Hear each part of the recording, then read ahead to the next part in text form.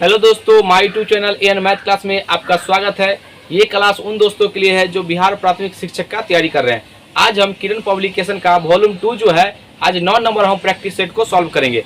तो आइए, बहुत ही आसान तरीके से हम सॉल्व करेंगे और आपको 100% समझ में आएगा। तो आइए अब हम शुरू करते हैं। पहला सवाल, ये घातांक का सवाल है। हम यहाँ पर सवाल को लिख देते हैं।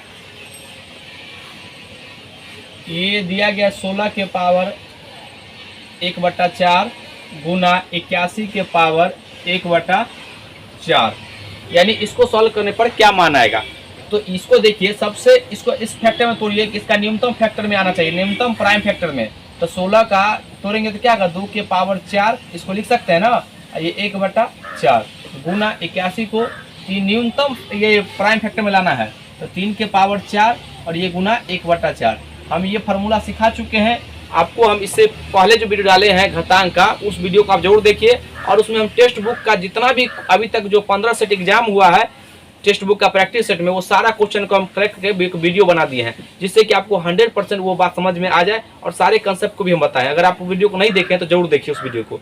तो यहाँ पर देखिए, इसको सॉल्व करेंगे तो 4 से 4 कटेगा, ये 4 से 4 कटेगा, कितना हो गया, 3 दूना 6। ये इसका उत्तर हो जाएगा। देख लीजिए कौन सा ऑप्शन में है, ये इसका ऑप्शन नंबर पहला। अगला सवाल, ये तीसरा नंबर है, लाभ की स्थिति में विक्रय मूल्य क्या होगा। ये तीसरा नंबर सवाल है।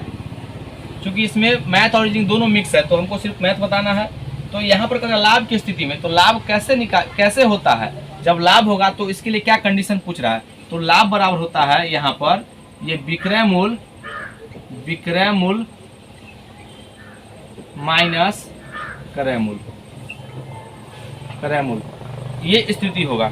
यहाँ पर अब ऑप्शन के अनुसार चलना है। क्या कर रहा है, लाभ की स्थिति में विक्रय मूल्य बराबर। अब देखिए यहाँ पर विक्रय मूल्य पूछा है, ये लाभ की स्थिति है, तो यहाँ पर ये लाभ है, तो यहाँ पर लाभ बराबर, तो ये माइनस इसको इधर उठ के चलाएगा, तो विक्रय मूल्य बराबर क्या हो जाएगा, यहाँ पर ये एसपी बराबर हो जाएगा ये प्रॉफिट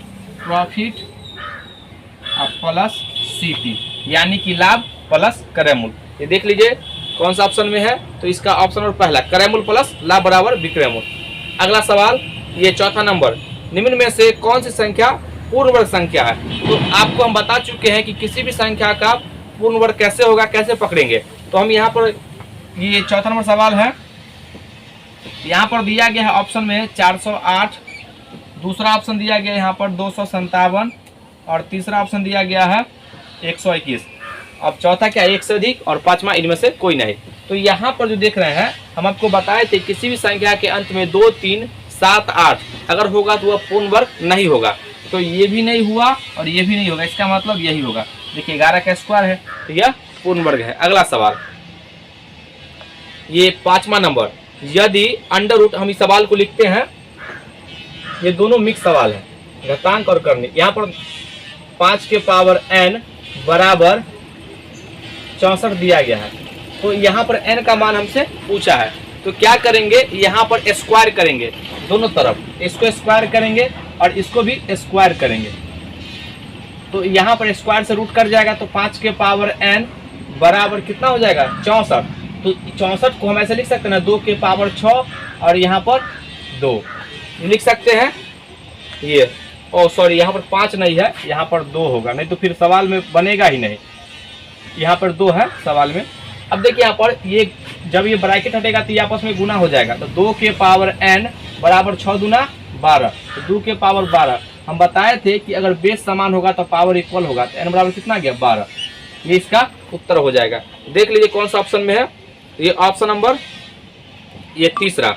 अगला सवाल, छठा number, x² minus 7x plus 12 के गुणनखंड है।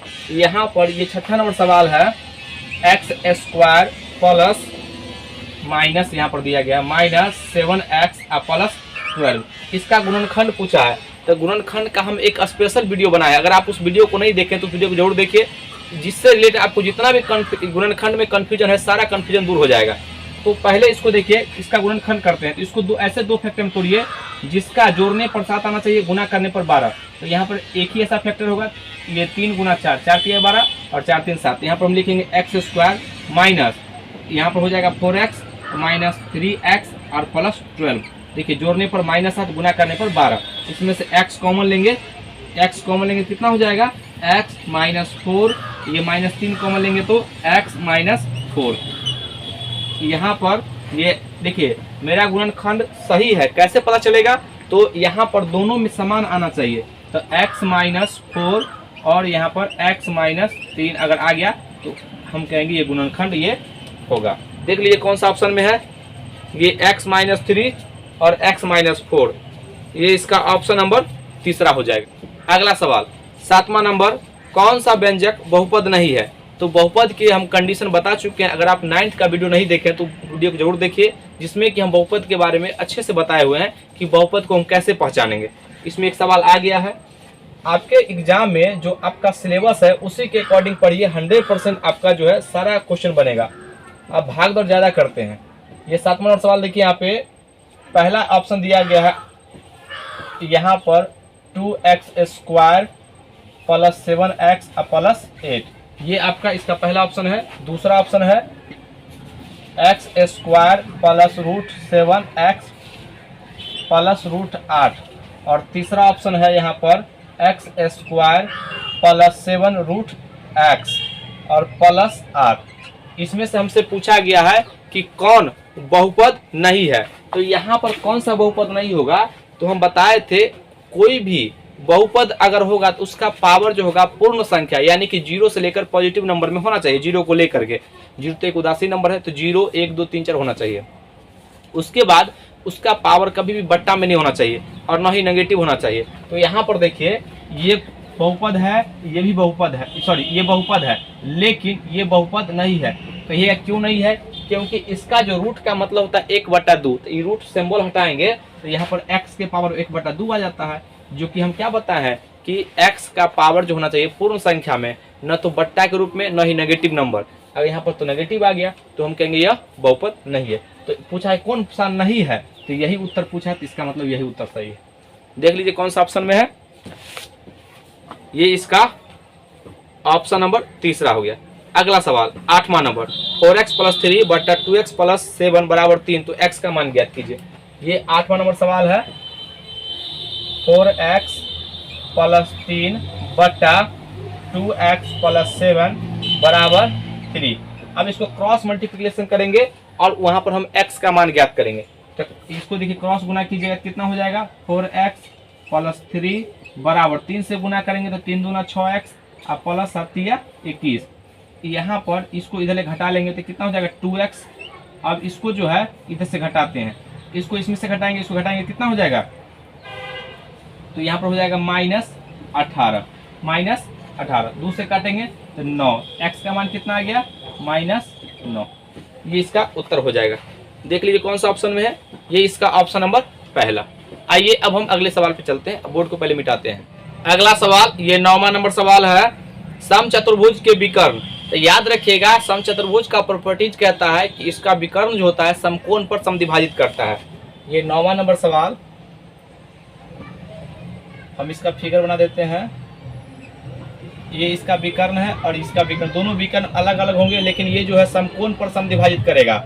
ये 90 डिग्री होगा। अगर आपसे इसका एरिया पूछेगा तो याद रखिएगा 1/2 × d1 × d2, और ये जो है समकोण पर समद्विभाजित करेगा। तो ये देख लीजिए कौन सा ऑप्शन में पूछा गया है, इसका ऑप्शन जो हो जाएगा आपका ये तीसरा नंबर। अगला सवाल ये 10वां नंबर, चित्र में त्रिभुज ABC एक समबाहु त्रिभुज है, वृत्त का केंद्र O है तथा कोण BAC = 60 डिग्री है, तो कोण BOC का मान कितना होगा? ये 10वां नंबर सवाल है।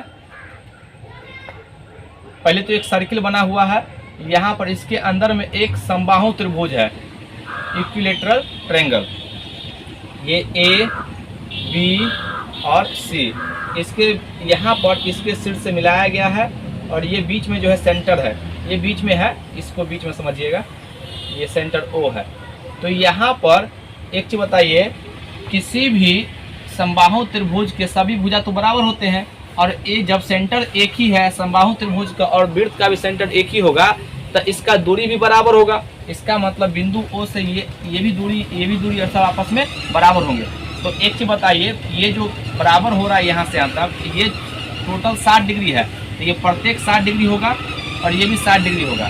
तो यहाँ पर एक बात ध्यान दीजिएगा, जब एक दूसरे को बिंदु O पर मिलेगा ना, तो ये आधा आधा हमें बढ़ जाएगा, याद रखिएगा। ये आधा, ये 30 हो जाएगा और ये भी 30 हो जाएगा। अब बताइए 30 हो जाएगा, एक त्रिभुज में तीनों अंतःकोणों का योग कितना होता है? 180 डिग्री। तो बताइए 180 में से 60 घटा लेंगे तो 20 डिग्री बचेगा। तो हम यहाँ पर देखिए कोण, ये देखिए ये 30 डिग्री और ये 60 डिग्री, ये सॉरी 30 डिग्री, दोनों मिलाकर 60 डिग्री। और ये कोण कितना हो जाएगा? ये कोण का माना जाएगा 180 में से 60 डिग्री घटा देंगे तो कितना हो जाएगा? ये आपका हो जाएगा 120 डिग्री। यही इसका उत्तर हो जाएगा। या यहाँ पर दूसरा एक, यहाँ पर एक और है, इसका थ्योरम भी है। यहाँ पर देखिए अगर इस कोण के बारे में पूछा जाएगा तो जब इस शीर्ष वाला कोण इसके अंदर में पूछेगा ना, ये कोण, तो याद रखिएगा यानी कि ये जो देखिए सेम परिधि पर बना कोण और यानी कि सेम परिधि बना कोण यानी कि और इसके सेंटर में बने कोण का दोगुना होता है। तो याद रखिए ये 60 डिग्री है तो इसका दोगुना 120 डिग्री होगा। आप दोनों तरीके से समझ सकते हैं, ये बात याद रखिएगा। ये इसका देख लीजिए कौन सा ऑप्शन में है, इसका ऑप्शन नंबर दूसरा। अगला सवाल 11 नंबर, यदि किसी त्रिभुज की भुजा की माप a बराबर 10, b बराबर 15 और c बराबर 5 हो तो त्रिभुज का परिमाप क्या होगा? यहाँ पर ये तो 11 नंबर है। जब भी कहेगा त्रिभुज का परिमाप ना तो सभी भुजा को जोड़ दीजिए, a, b और c। याद रखिए ये भुजा, ये दिया गया शीर्ष, तो इसके सामने स्मॉल a से लिखते हैं। ये दिया गया आपको कितना? ये दिया गया आपको 10 और b बराबर कितना दिया? 15 और c बराबर, ये c बराबर 5। तो इसका पेरीमीटर होता है, इसका पेरीमीटर होता है, याद रखिएगा, सभी भुजाओं का योग, पेरीमीटर। तो सभी भुजाओं का योग जोड़ देंगे, a plus b plus c।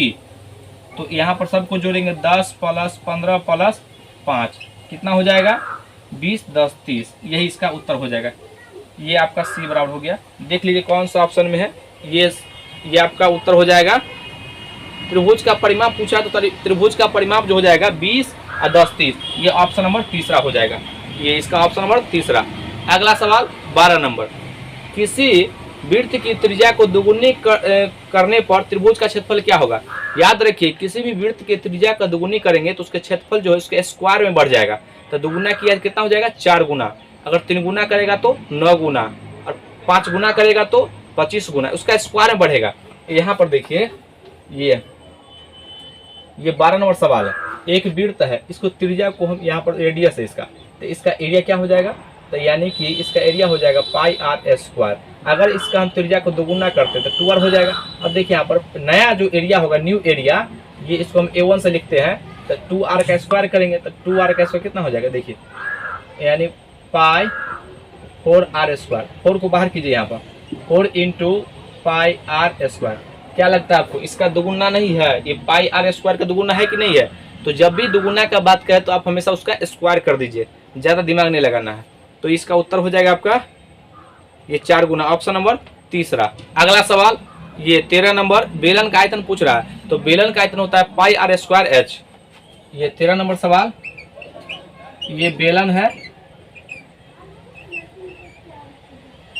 इसका यहाँ से यहाँ तक रेडियस है। तो r बराबर यहाँ पर ये त्रिज्या मान लीजिए, यहाँ पर त्रिज्या जो है, त्रिज्या बराबर r दिया गया है, हम यही मान लेते हैं। तो इसका आयतन जब भी पूछेगा वॉल्यूम तो पाई आर स्क्वायर एच होता है। अगर इसका वक्र पृष्ठ पूछेगा, कर्व सरफेस एरिया पूछेगा तो याद रखिएगा 2 pi R H. Total surface area, total curve surface area पूछेगा तो यहाँ पर याद रखिएगा 2 पाई आर इंटू आर, ये आर प्लस एच, ये याद रखिएगा। और इसका आयतन तो हम लिखा ही दिए हैं। इसका तीनों फार्मूला आप याद रखिएगा। तो देख लीजिए कौन सा ऑप्शन में है। तो ये इसका ऑप्शन नंबर हो जाएगा ये 13 का दूसरा। अगला सवाल ये 14 नंबर, 7 छात्रों का वजन 10 kg, 15 kg, 20 kg, 25 kg, 30 kg, 50 kg और 60 kg है। तो उसका औसत कितना होगा? इसको आप जब नंबर छोटा रहे तो उसको आप आसान तरीके से बनाइए, ज़्यादा दिमाग नहीं लगाना है। तो यहाँ पर ये हम लिखते हैं 14 नंबर सवाल है। ये 14 नंबर सवाल है। प्रत्येक का हम लिख देते हैं यहाँ पर 10 kg है, plus 10 kg plus 15 kg plus 20 plus 25 plus 30 और प्लस 50 और प्लस 60। तो सबको जोड़ लीजिए, कितना हो जाएगा? 6 5 11, 110, यहाँ पर 110 और 30, 140, 140 और यहाँ पर 20, 160 और इसको जोड़ेंगे कितना हो जाएगा? 30 40, 160 और 40, 200, ये हो जाएगा आपका 210। ये टोटल सम जो है कितना आया है 210। अब यहाँ पर पूछा है सबका औसत, तो औसत जब भी कहेगा एवरेज तो क्या निकालिएगा, ये टोटल यानी जो भी संख्या दिया रहेगा उसका योग और बटे संख्या कुल संख्या, तो 7 से भाग देंगे 7 ही संख्या, तो 7 या 21, यानी इसका औसत कितना आ जाएगा, ये आपका 30। देख लीजिए कौन सा ऑप्शन में है, ये इसका ऑप्शन नंबर पहला। अगला सवाल, ये 15 नंबर दिया गया है, ये 15 नंबर √81 प्लस √729 बटा √225 माइनस √9। इसको सॉल्व करना है। तो 81 का वर्गमूल 9 प्लस 729 तो 27 का स्क्वायर होता है, तो 27 अब बटा 225 15 और √9 का वर्गमूल 3, तब 15 में से 3 गया तो कितना हो जाएगा, ये 12 और यहाँ पर ये 27 और 9 कितना 9 7 16 36 अब बट्टा 12 भाग दे दीजिए 12 3 36, इसका 3 उत्तर हो जाएगा। देख लीजिए कौन सा ऑप्शन में है, इसका ऑप्शन नंबर दूसरा। अगला सवाल, ये 16 नंबर है, वृत्त की सबसे बड़ी जीवा होती है। याद रखिएगा वृत्त की सबसे बड़ी जीवा अगर पूछा जाएगा तो वृत्त में अनंत जीवा होती है और वृत्त में सबसे लंबी जीवा को ही वृत्त का व्यास कहते हैं। तो यहाँ पे यहाँ पूछा क्या है, वृत्त की सबसे बड़ी जीवा क्या कहते हैं, तो वृत्त को वृत्त का व्यास कहते हैं। ये इसका 16 नंबर हो जाएगा। ये वृत्त है तो जो सेंटर से वो गुजरेगा, जो सेंटर से होकर गुजरेगा वही जीवा जो है वृत्त का व्यास कहलाता है। तो देख लीजिए कौन सा ऑप्शन में है, तो इसका ऑप्शन नंबर हो जाएगा दूसरा। अगला सवाल 17 नंबर, x³ - y³ बटा x - y का मान क्या होगा। तो यहाँ पर इसका तो हम फॉर्मूला आपको बता चुके हैं, फिर भी यहाँ पे हम समझा देते हैं। देखिए x³ - y³ बटा x - y, तो इसको हम सॉल्व करेंगे तो यहाँ पर इसका फॉर्मूला होता है x - y into x² plus xy plus y²। कैसे याद रखेंगे, क्योंकि पहले में माइनस है तो पहला माइनस होगा, बाकी सब प्लस होगा, ये बात आप याद रखिएगा। नीचे x - y, अब देखिए समान है ये तो कट जाएगा, क्या बचा, ये आपका उत्तर हो जाएगा x² plus xy plus y²। देख लीजिए कौन सा ऑप्शन में है, ये 17 का, ये इसका ऑप्शन नंबर दूसरा हो जाएगा। अगला सवाल, ये 18 नंबर, अर्धवृत्त के कोण का मान क्या होगा। तो याद रखिएगा ये जो है 18 नंबर सवाल है, अर्धवृत्त में बना कोण समकोण होता है, ये एक थ्योरम है। हम यहाँ पे आपको समझाते हैं। देखिए ये वृत्त है और यहाँ पर ये वृत्त के सेंटर, तो ये तो क्या हो गया, व्यास हो गया। अब इसमें देखिए यहाँ से कह रहा अर्धवृत्त, इसको मिटा दीजिएगा ना, तो यहाँ पर जो कोण बनेगा इस तरीके से, तो ये 90 डिग्री होगा। कितना भी कोण बना दीजिए सभी 90 डिग्री होगा, लेकिन दोनों का जो छोर होना चाहिए ये आपको वृत्त के व्यास पर होना चाहिए, दोनों यानी लास्ट में होना चाहिए यहाँ पे, तभी इसके अंदर जितना भी कोण बनेगा सब कितना होगा 90 डिग्री। तो देख लीजिए कितना इसका उत्तर हो जाएगा, ये 18 का दूसरा। अगला सवाल 19 नंबर, 19 नंबर है, x के पावर 0 बराबर क्या होगा, इसका मान 1 होगा। हम कल ही ये वीडियो बनाए हैं घात का, जो घात पर है जितने सवाल बन सकते थे और टेक्स्ट बुक का सारा क्वेश्चन हम डाले हैं, तो हम आपको बार बार कह रहे हैं वो क्वेश्चन आप कर लीजिए, 100% आपको 1 या 2 मार्क्स कंफर्म हो जाएगा। तो आइए अब हम अगले सवाल पे चलते हैं। ये 20 नंबर सवाल है, इसको कह रहे हैं घातांक के रूप में लिखिए। सवाल को पहले हम लिखते हैं। ये 20 नंबर सवाल है, ये 5 है और ये 27 है, तो इसको हटा करके ना पावर के रूप में कह रहा है लिखने के लिए, उसी को बोलते हैं घातांक के रूप में। तो यहाँ पर देखिए 27 से लिखा हुआ और इसके पावर 1/5 हो जाएगा। इसके अंदर में कुछ भी होगा 1 के रूप में लिखते हैं। अगर स्क्वायर होता है तो 1/2 लिखते हैं, क्यू रहता है तो 1/3 लिखते हैं, अगर फोर्थ रहता है तो 1/4 लिखते हैं। लेकिन इसको भी आपको तोड़ करके न्यूनतम यानी कि प्राइम नंबर, सबसे छोटा प्राइम नंबर में लाना है। देखिए 27 को तोड़िएगा तो कितना हो जाएगा, यहाँ पे 3 का क्यू और यहाँ पर 1/5। याद कीजिए हम फार्मूला बताए हैं, अगर ब्रैकेट के ऊपर में पावर रहेगा तो गुना कर देते हैं, तो 3 के 3 और 1 से गुना करेंगे तो कटेगा नहीं, तो यहाँ पर 3 गुना 1/5, अब देखिए नहीं कट रहा है तो गुना हो जाएगा, तो यहाँ पर हो जाएगा 3 के पावर 3/5, ये इसका उत्तर हो जाएगा। देख लीजिए कौन सा ऑप्शन में है, ये इसका ऑप्शन नंबर हो जाएगा 3 के पावर 3/5, ऑप्शन नंबर पहला।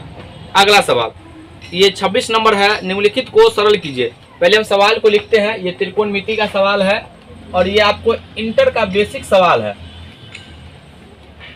कॉस इनवर्स 1/√2 और प्लस सेक इनवर्स -2। तो किसका मान होगा? तो यहाँ पर देखिए कॉस इनवर्स, और यहाँ पर एक चीज ध्यान दीजिएगा, कॉस इनवर्स कॉस थीटा अगर लिखा रहेगा तो ये दोनों कट के मान एक आता है तो थीटा हो जाएगा डायरेक्ट। ये बात आप ध्यान दीजिएगा, ये बेसिक बात है। यहाँ पर देखिए 1/2 किस कॉस में किसका मान, ये 1/√2 आता है तो कॉस 45 डिग्री, तो रेडियन में लिखा गया है। तो कॉस ऑप्शन को भी ध्यान देना है, तो कॉस 45, तो यहाँ पर लिखेंगे कॉस π/4, तभी ना, यानी पाई का मान कितना होता है 180 डिग्री, तो 180 को 4 से भाग देंगे तब ना 45 आएगा, इसलिए हम लिखे हैं। कहिएगा सर कॉस में क्यों लिखे? क्योंकि ये दोनों को लिखेंगे तभी आप ये कॉस हटेगा, तभी ना उसका मान निकलेगा। और प्लस यहाँ पर सेक इनवर्स यानी सेक, अब देखिए यहाँ पर ये थोड़ा सोचना है किस क्वाड्रेंट में होगा, तो ध्यान दीजिएगा जब माइनस दिया गया उसका मान, इसका मतलब या तो सेकेंड में होगा या थर्ड में होगा, ठीक है ना। तो ये देखिए, ये आपको याद होना चाहिए, इसमें ऑल पॉजिटिव होता है, इसमें साइन, और ये कॉसेक पॉजिटिव होता है कॉसेक, उसके बाद इसमें टेन और कॉट पॉजिटिव होता है, ये कॉट, और उसके बाद इसमें जो होता है सेक और कॉसेक पॉजिटिव होता है, बाकी सब नेगेटिव होता है। तो इसका मतलब या तो मान इसमें हो सकता है या इसमें हो सकता है, तो हमको ऑप्शन भी ध्यान देना पड़ेगा, ठीक है ना। तो अब देखिए यहाँ पर हम लिखेंगे कितना, यानी कि हमको 45, तो 90 प्लस कितना, 90 प्लस 45 कितना हो जाएगा 135। तो यहाँ पर हम लिखेंगे ये 135, तो कैसे लिखेंगे 90, तो यानी π/2, यहाँ पे 45 है ना, तो इसको कैसे लिखेंगे, ये रूट यहाँ पर 135 को, अब 135 दिया गया है तो इसको भाग दीजिए, ये 135 डिग्री हो गया, तो 135 डिग्री रखेंगे यहाँ पर, तभी ना ये इसका मान माइनस में √2 आएगा। अब इसको हमको रेडियन में लिखना है, तो कैसे लिखेंगे, तो एक देखिए 180 यानी π/180 हमको निकालना 135 डिग्री का, तो ऐसे लिखेंगे। अब देखिए 5 3 8 1 9, 9 से कटेगा 9 दूना 18 और 9 दूना 18, और यहाँ सॉरी 9 एकम 9, 15 9 135, 5 3 15 और 5 चौका 20, कितना आ गया, इसका जो है 3π/4 आ जाएगा। ये बात आपको ध्यान देना पड़ेगा। रेडियन में कैसे निकालें, किसी भी त्रिकोणमिति का रेडियन मान निकाल सकते हैं, कैसे, क्योंकि पाई रेडियन बराबर होता है 180 डिग्री, तो 100 यहाँ पर हमको एक रेडियन 1 डिग्री का मान निकालेंगे तो π/180, हमको 135 का मान चाहिए तो गुना करेंगे। यहाँ पर देखिए हमको रटे उटे नहीं है, क्योंकि हमको यहाँ पर निकालना पड़ेगा, आपको निकालने आना चाहिए, ठीक है ना। तो यहाँ पर देखिए ये दोनों का मान हट के ये आ जाएगा और दोनों का मान हट के ये आ जाएगा, तो कितना हो गया यहाँ पे, ये जो हो जाएगा आपका π/4 और प्लस 3π/4। ये जो आप कहिएगा माइनस में साइन क्यों है, ये माइनस सिर्फ आपको ये बता रहा है कि किस क्वाड्रेंट में है, ठीक है ना। तो यहाँ पर दोनों को ये एलसीएम लेंगे तो 4 हो जाएगा, और ये पाई और प्लस 3π जोड़ेंगे कितना हो जाएगा, इसको जोड़ के लिखेंगे यहाँ पर 4π, और 4 से 4 कर जाएगा, तो यहाँ पर पाई डायरेक्ट उत्तर हम लिखते हैं, इसका उत्तर हो जाएगा पाई। देख लीजिए कौन सा ऑप्शन में है, ये इसका ऑप्शन नंबर हो जाएगा आपका पहला। अगला सवाल, ये 28 नंबर सवाल है। दो बिंदुओं -5,6 और -6,5 को मिलाने वाली रेखा के लंबवत और बिंदु 2,3 से गुजरने वाली रेखा का समीकरण ज्ञात कीजिए। ये सवाल जो है कोऑर्डिनेट ज्योमेट्री का है और ये इंटर का सवाल है, इसमें दिया गया है, तो आप देख सकते हैं कि इसका लेवल किस तरह का है। इंटर के लिए तो बेसिक है, लेकिन आप लोगों के लिए थोड़ा लगेगा कि हार्ड सवाल है, कोई बात नहीं है, आप वीडियो को शुरू से अंत तक देखिए, 100% आपको समझ में आएगा। यहाँ पर ये रेखा का समीकरण निकालने के लिए दिया गया है, इसको हम रेखा का समीकरण निकालने के लिए हम 2-3 तरीके से निकाल सकते हैं, लेकिन यहाँ पे जो शॉर्टेस्ट तरीका है वही हम बता रहे हैं। इसका जो है ना फिक्स कंसेप्ट है, इसलिए आप इसको याद रखिएगा। एक यहाँ पर दो यानी एक रेखा है जिसका 2 बिंदु है ए और बी, ये आपका सवाल नंबर हो जाएगा 28। यहाँ पर इसका जो है कोऑर्डिनेट, यहाँ पर निर्देशांक दिया है -5,6 और इसका निर्देशांक दिया है -6,5। यहाँ पर ये जो है रेखा का समीकरण कैसे निकालेंगे, 2 बिंदु देगा तो रेखा का समीकरण निकालेंगे, एक बिंदु और एक ढाल देगा तो रेखा का समीकरण निकालेंगे। हम 2-3 तरीके से निकालते हैं। तो यहाँ पर इस रेखा का समीकरण निकालने के लिए इसका जो है फार्मूला होता है y माइनस वाई डैश और बराबर y2 माइनस y1 अब बट्टा x2 माइनस x1। ये क्या है, इसी को हम बोलते हैं ढाल, ठीक है ना। और ढाल स्लोप, ये स्लोप ढाल यहाँ पर। अब ये देखिए ये है x माइनस एक्स डैश। अब यहाँ पर मान रखेंगे तो रेखा का समीकरण आएगा x और y में, तो जहाँ जहाँ पर इसको पहला मानिए x1, y1 और इसको मानिए x2 कॉमा y2। अब जहाँ जहाँ पर x1 है वहाँ पर x का मान रखिएगा, जहाँ जहाँ पर y है वहाँ पर y का मान रखिएगा। तो यहाँ पर देखिए y तो कुछ यहाँ पर है ही नहीं, हमको तो y का मान निकालना है।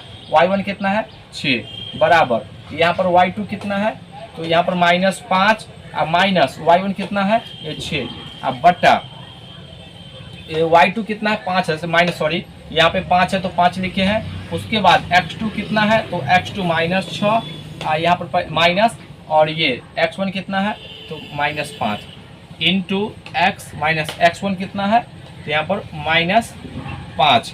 अब इसको सॉल्व कर लीजिए तो यहाँ पर समीकरण निकलेगा, अभी उत्तर नहीं आया है। y -6 बराबर कितना आ जाएगा, घटेगा तो -1 अब बट्टा माइनस माइनस प्लस तो कितना आ जाएगा -1 यहाँ इंटू x और प्लस 5। अब देखिए माइनस माइनस कट जाएगा। अब यहाँ पर ये x को इधर रहने देते हैं और सबको उधर लेके चलते हैं तो x माइनस y और ये कितना हो जाएगा प्लस, तो 6 5 11 ये बराबर 0। ये रेखा का समीकरण आ गया। और हमसे पूछा गया है कि इसके लंबवत, यानी कि जब लंबवत होगा तो दो रेखा चाहिए और दूसरा रेखा का भी तो हमको मान निकालना पड़ेगा ना कि उस रेखा का समीकरण क्या होगा। तो उसको निकालने के लिए ध्यान से देखिएगा, जब भी हमको अगर एक रेखा के लंबवत निकालते हैं तो सिर्फ इसके अक्षर का मान चेंज कर देते हैं, यानी कि इसके जो यहाँ पर 1 है और इसके मान को हम चेंज कर देते हैं और चिन्ह अल्टरनेट कर देते हैं। देखिए यहाँ पर इसका मान ये माइनस है तो यहाँ पर लिखेंगे x और यहाँ पे नहीं है, ये कुछ नहीं है, ये का मान आएगा तो यहाँ पर 1 है और घटा के लिखना है तो y और ये प्लस, ये 11 नहीं लिखिएगा। अब यहाँ पर k लिखना है। अब k का मान हमको ढूंढना है कि क्या होगा k का मान।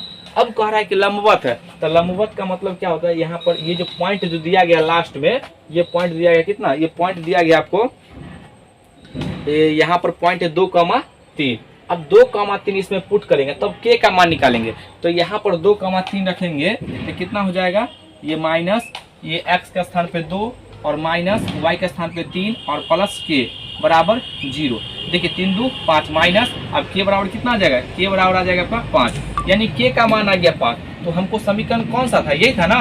अब इसमें पुट कर देते हैं तो यहाँ पर देखिए ये समीकरण क्या आ जाएगा, इसको हम यहाँ पे लिखते हैं तो -x माइनस y और प्लस कितना हो जाएगा 5 बराबर 0 बराबर 0। इसको और सिंपलिस्ट कर लीजिए, माइनस कॉमा ले लीजिए तो ये कितना हो जाएगा x माइनस y, ये सब में प्लस हो जाएगा और -5 बराबर 0। यही इक्वेशन हमको चाहिए। अब देख लीजिए कौन सा ऑप्शन में है, ये हो जाएगा x प्लस y -5, इसका ऑप्शन नंबर पहला। अगला सवाल, ये 38 नंबर सवाल है। दो आदमी एक साथ एक निश्चित गंतव्य की ओर चलना शुरू करते हैं। उनमें से पहला आदमी 3 किलोमीटर प्रति घंटा की चाल से और दूसरा आदमी 3.75 किलोमीटर की चाल से चलता है। दूसरा आदमी पहले आदमी से आधे घंटे पहले पहुंच जाता है। गंतव्य स्थान की दूरी बताइए। इसके लिए हम आपको बहुत ही महत्वपूर्ण फार्मूला बताते हैं। इस फार्मूला को आप याद रखिएगा, आप कम समय में इसका उत्तर निकाल पाएंगे। दूरी बराबर होता है, याद रखिएगा, S1 इंटू S2 बटा S1। ये डिफरेंस का साइन है, यानी कि दोनों चालों का अंतर लिखना है, इसलिए हम ये नहीं लिखे हैं। और यहाँ पर T1 ये प्लस T2, ठीक है। अब यहाँ पर ये आवर में आएगा, ये जो आएगा पूरा ये सभी आवर रहेगा, सभी किलोमीटर प्रति घंटा चल कट जाएगा तो ये किलोमीटर में आ जाएगा। अब देखिए यहाँ पर पहला जो स्पीड दिया गया है 3 किलोमीटर, दूसरा है 3.75 और दोनों का डिफरेंस देखिए, इसमें से घटाइएगा, हम एक बार लिख देते हैं डिफरेंस 3.75 और गुना कह रहा है एक जो है आधा घंटा पहले पहुंच गया है।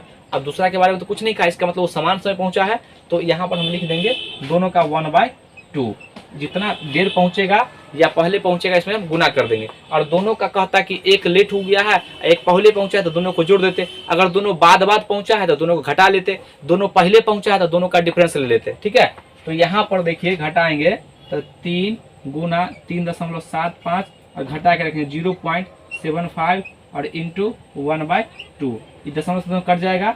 अब यहाँ पर 3 से काटिए, 3 दूना 6, 3 5 15, 25 से काटिए, 25 से कम 25 कितना आ जाएगा 1 यानी 12। अब 25 पंचे 125। अब इसको 2 से काटिए तो यानी कितना आ जाएगा 7.5 किलोमीटर, यानी कि 7.5 किलोमीटर इसका उत्तर हो जाएगा। कौन सा ऑप्शन में, इसका ऑप्शन नंबर तीसरा। अगला सवाल, ये 37 नंबर सवाल है। Cos into sec inverse x plus cosec inverse x का मान ज्ञात कीजिए जबकि एक्स बड़ा होगा 1 से या बराबर। ये पहले ही कंडीशन दे दिया है। ये 37 नंबर सवाल है और ये जो सवाल है 11th का सवाल है। अगर आप ट्रिगोमेट्री पढ़े होंगे तो उसमें ये सवाल आपको मिला होगा। तो यहाँ पर देखिए, पहले हम सवाल को लिखते हैं, cos into sec inverse x plus cosec inverse x, इसका मान क्या होगा। लेकिन यहाँ पर दिया है एक्स जो होगा ये मॉड में, यानी कि मॉड का मतलब पॉजिटिव एंगल लेना है और यहाँ पर ये 1 से बड़ा होगा या बराबर, ये कंडीशन दे चुका है। अब इसको हम बनाते हैं। यहाँ पर आपको जो है ये अगर 0 डिग्री देता तो हम डायरेक्ट 0 जोड़ते और cos 0 का मान कितना हो जाता है, यानी कि साइन का उल्टा होता है। साइन 90 का मान क्या होता है 1, इसका 0 का मान 1 हो जाता है। लेकिन पहले ही किया है कि 0 से बड़ा लेना है। तो अब बताइए यहाँ पर कॉम्प्लीमेंट्री एंगल सोचिएगा, जैसे कि थीटा का मान जो है आप 0 हो गया, फिर 30, 45, ये 90, इस तरह से। और आपको ऑप्शन पर भी ध्यान देना है, दोनों हिसाब से चलना है। अगर आप 30 रखते हैं यहाँ पर तो 30, 30, 60, यानी कॉस यहाँ पर सेक 30 डिग्री हो जाएगा और यहाँ पर भी ये कॉसेक 30 डिग्री, तो एंगल हट जाता है। आप इस बात को याद रखिएगा, यहाँ पर कॉस ऐसे लिखा हुआ है, ये कॉस इनवर्स ये कॉस थीटा, तो यहाँ पर अगर ये दोनों मिल जाएगा तो ये थीटा से बाहर हो जाता है, याद रखिएगा। तो यहाँ पर यही सेम इसी सवाल में यहाँ पर देखिए, अगर 30 लेंगे तो 30, 30, 60 हो जाएगा। cos 60 का मान √3/2 ऑप्शन में है। फिर अगला ऑप्शन देखेंगे पुट करके डिग्री का मान। अगर हम यहाँ पर ये 45 रखते हैं तो 45 और 45 कितना हो जाएगा 90, और cos 90 का मान क्या होता है 0। अब देखिए ऑप्शन में मिल रहा है क्या 0, यहाँ पर एंगल में, तो हाँ ये ऑप्शन मिल रहा है, इसका पहला ही उत्तर हो जाएगा। थीटा का मान हम रखेंगे 45 डिग्री, तो यहाँ पर रखेंगे 45, ये भी 45, यहाँ पर हो जाएगा cos 45 plus 45 degree plus 45 degree, दोनों को जोड़ेंगे तो cos 90 डिग्री, इसका मान 0 हो जाएगा। ये इसका पहला उत्तर हो जाएगा। अगला सवाल ये 39 नंबर है। 15 डिग्री के कोण के पूरक और 125 डिग्री के कोण के संपूरक कोण का योग क्या होगा। हम आपको पूरक और संपूरक बता चुके हैं, फिर भी एक बार समझ लीजिए। पूरक का मतलब होता है दो कोणों का योग, अगर 90 डिग्री होगा तो एक दूसरे का पूरक हो जाएगा। अगर आपसे पूछेगा कि यहाँ पर, ये हम सवाल को यहाँ पे लिखते हैं, ये 39 नंबर, और संपूरक कहेगा तो कहिएगा दो कोणों का योग अगर 180 डिग्री हुआ तो हम कहेंगे एक दूसरे का संपूरक। अब बताइए ये 15 डिग्री है, इसमें कितना जोड़ दे कि ये इस 90 हो जाए, तो कहिएगा 75 डिग्री जोड़ दीजिए, ये इसका क्या कहलाएगा, पूरक कहलाएगा। अब यहाँ पर अगला कह रहा है कि 125 डिग्री, तो हम बताए हुए हैं कि अगर दो कोणों को जोड़ते हैं अगर संपूरक होता है तो हम कहते हैं प्रत्येक एक दूसरे का संपूरक है। बताइए 125 में हम कितना जोड़ दें कि 180 डिग्री पुर जाए, तो यहाँ पर इसको जोड़ते हैं तो कितना हो जाएगा, ये घटाएंगे 100, तो 25, 5, 30, 80, यानी 55 डिग्री। ये 55 डिग्री जोड़ेंगे तो 180 हो जाएगा ना, यानी 125 का संपूरक 55 हो गया और 15 डिग्री का संपूरक कितना हो जाएगा 75। अब दोनों को जोड़ दीजिए, योग कहेगा, ये दोनों का सम कह रहा है, तो दोनों को जोड़ेंगे तो 0, 7, 5, 12, 1, 13, यानी कि 130 डिग्री। देख लीजिए कौन सा ऑप्शन में है, ये इसका ऑप्शन नंबर तीसरा हो जाएगा। अगला सवाल ये 40 नंबर है। त्रिभुज एबीसी में कोण ए का मान कोण सी के मान से 12 डिग्री अधिक है, कोण बी का मान सी के मान का 4 गुना है, तो कोण एबीसी का मान ज्ञात कीजिए। यहाँ पर ये सवाल अच्छा सवाल है, ये तुलना करने वाला सवाल है। ये जो है देखिए यहाँ पर लास्ट सोचिए, कोण सी का मान कोण बी का मान कोण सी का 4 गुना है, तो यहाँ पर जिससे तुलना करेगा उसी को मान लीजिए x, कोण सी का मान x मान लीजिए, तो कोण बी कितना हो जाएगा, कोण बी का आराम सी का 4 गुना है, तो इसका 4 गुना कर दीजिए। अब यहाँ शुरू में पढ़िए, कह रहा है कोण ए का मान सी से 12 डिग्री अधिक है। कोण ए का मान कह रहा है, कोण ए कह रहा है हम सी से 12 डिग्री अधिक है, तो 12 ये x प्लस 12। अब बताइए एक त्रिभुज के तीनों अंतर कोणों का योग कितना होता है 180 डिग्री, तो सबको जोड़ दीजिए। ये तीनों को जोड़ेंगे तो x plus 4x plus x plus 12 बराबर 180 डिग्री। अब सबको जोड़िए तो ये कितना हो जाएगा 5, 1, 6, 6x प्लस 12 बराबर 180 डिग्री। अब इसमें से घटा दीजिए तो ये जो हो जाएगा आपका 6x बराबर कितना हो जाएगा, घटाएंगे 180 में से तो ये 12, तो यहाँ पर 6x बराबर हो जाएगा आपका 8, ये 7, 7 में देगा तो 6 और 1, 2 से ये 6 से कटेगा ना, यानी 6 दूना 12, 6 48, 6 दूना 12, 6 48, यानी कि x का मान कितना आ गया, ये 28 डिग्री। अब बताइए कोण ए का मान, ये यहाँ पर कोण ए पूछेगा तो 28 में 12 जोड़िए कितना 30, 10, 40, ए का मान आ गया 40 डिग्री, और ये 28 चौक कितना हो जाएगा 8, 4 दूना 8 और 3, 11, 112 डिग्री, और ये आ जाएगा आपका 28 डिग्री। देख लीजिए कौन सा ऑप्शन में है, यानी कि पूछा गया है ये ABC, तो क्रम में पहले 40, उसके बाद 112, उसके बाद 28। यहाँ पर 40, 112, 28, ये आपका ऑप्शन नंबर दूसरा। आपका ये जो है सेट 9 कंप्लीट हो गया है। आज का वीडियो कैसा लगा? अगर वीडियो अच्छा लगे तो इसको लाइक कीजिए, सब्सक्राइब कीजिए, शेयर जरूर कीजिए। आज के लिए यहीं तक। जय हिंद, जय भारत।